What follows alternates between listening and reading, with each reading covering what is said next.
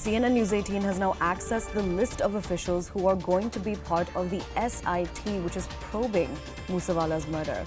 The three members are Dharamveer Singh, who is the SP of Investigations, Vishwajit Singh, who is the DSP of Investigations in Bathinda, and Pratipal Singh, who is the CIA in charge. These are the three members who are going to be part of the Special Investigation Team. Now, I'm going to be crossing back over to my colleague Anshul, who, as I've mentioned, is live with us from the spot where the incident took place, where the murder took place in broad daylight. Anshul, this incident took place a few days after security was revoked from over 400 VIPs in the state. Do we know why this decision was taken?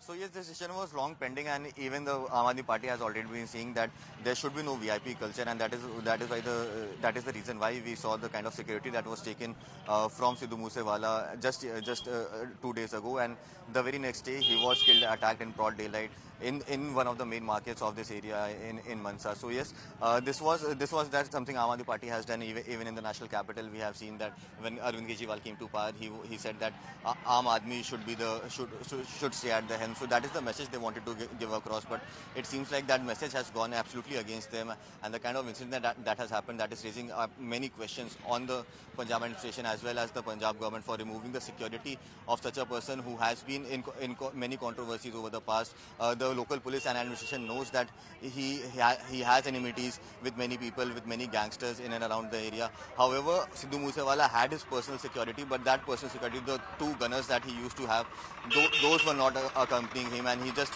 went out for a stroll or for a quick drive in and around the area, and it was at that very point in time. So it seems like someone must have tipped the attackers off that Sidhu Moosewala has left from his house and is now driving the car, because remember, all the bullet marks that we are seeing in the car are on the side that Sidhu Moosewala was sitting.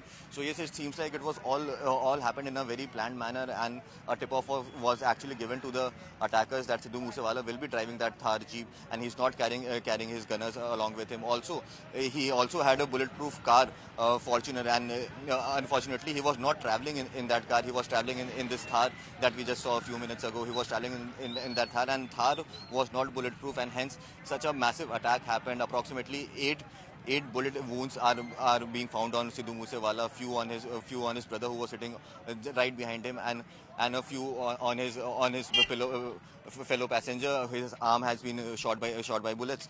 So yes, many bullets were fired. Approximately 40 bullets were fired. It is also being inspected that a few bullets were fired from an AK-47. Now it is up to the SIT, the new SIT, that is going to make sure that if an AK-47 was used, if at all an AK-47 was used, where did the culprits get the access to that AK-47? Because AK-47, remember, is a high-grade military weapon used by militaries. So how did the culprits get their hands on that? So yes, these are some of the questions that needs to be answered, but yes, it remains to be seen how quickly can this SIT that has been formed, and a big team that has been formed, including the senior officials of the Punjab police. So yes, a lot of onus is on them now. Now ball is in their court to make sure that they serve justice to the mother who we saw crying for her only son.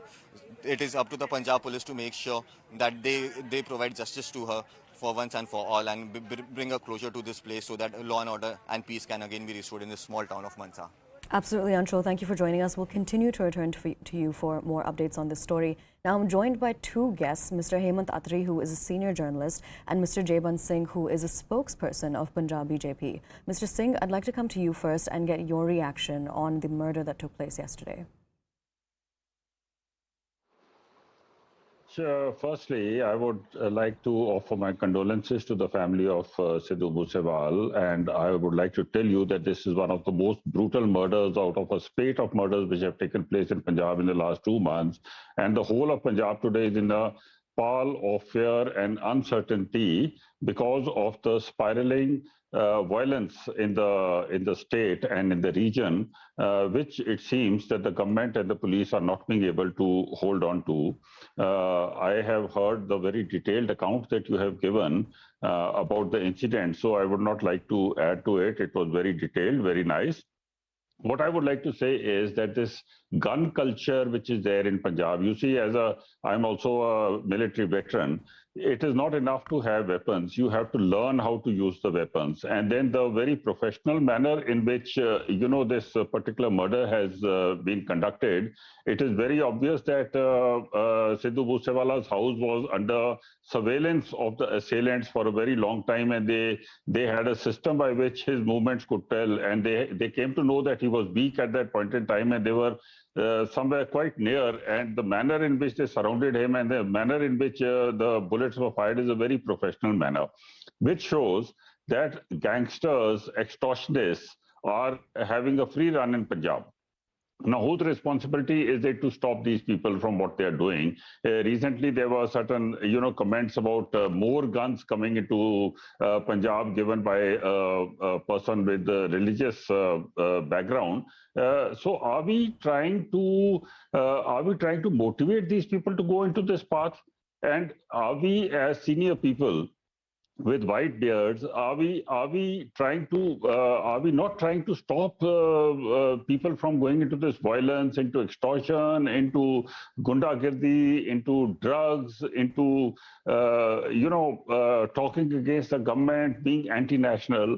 So these are the big factors that I am more worried about at this point in time. Of course, these deaths and deaths of the kabaddi players were also very, very sad.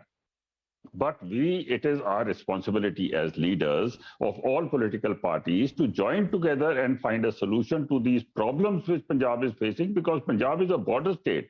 And if we do not control the situation, it will spiral out of control and it will be very bad for the country. Thank you, Mr. Singh, for your answer. And, I request that you stay with us because I want to bring in our other guest, Mr. Hemant Atri, who is a senior journalist. Mr. Atri, the question that I'd like to pose to you is, what is your take on this entire situation, that's the entire law and order situation that's actually unfolding in Punjab? See, Aayesha ji, whatever has happened in Punjab yesterday evening, it's a clear-cut case of administrative and intelligence failure. You'll ask me how. First of all, a person like Mr. Moosewala, who was under constant threat. His security was reduced not once, not twice, but thrice. From 16th May till now, at that point in time, he was having 10 security persons, commandos. Then it was subsequently downgraded to 4.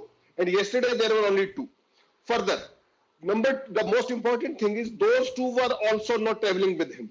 So the chances of whatever has happened is that there was some internal sabotage also. Not from the security angle, but he had also his personal bodyguards, Mr. Moosewala, who were not there with him.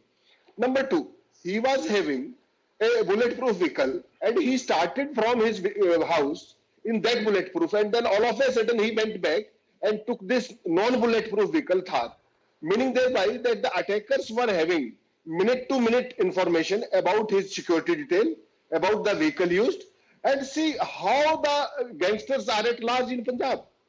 How they can conduct such a brutal attack in open broad daylight on a choraha. They fired at least 40 rounds. Now the thing is, what was Punjab police doing? Punjab police headquarters, intelligence headquarters was attacked on 9th of May. One accused, Mr. Landa, was there. The main culprits of that attack are yet to be, arrested. Further, if the police cannot protect itself, intelligence branch cannot protect itself, how can they protect the people in the first place? Number 2, whatever has happened yesterday, after this attack also, these attackers, these assailants, they ran away. They further, looted one Alto vehicle from someone in Haryana and they just went off.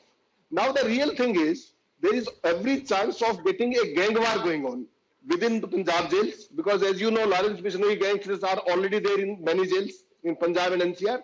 And an NCR group has also tweeted yesterday late night that we will take revenge within 2 days. See how the things are coming up. It's very, very dangerous for a border state like Punjab. Broad daylight murder, gangsters openly admitting that they are claiming that they have done it, and the other gangs who are saying that we will take revenge within 2 days. So this kind of situation, this is really alarming for a border state like Punjab, and Punjab police has to come to terms. They have to govern, not to campaign on the indication of a political party. Shreyaji, the thing is, Punjab police has to get back to its business, to its basics. How to conduct security drills. That they have miserably failed on this score. Absolutely. Now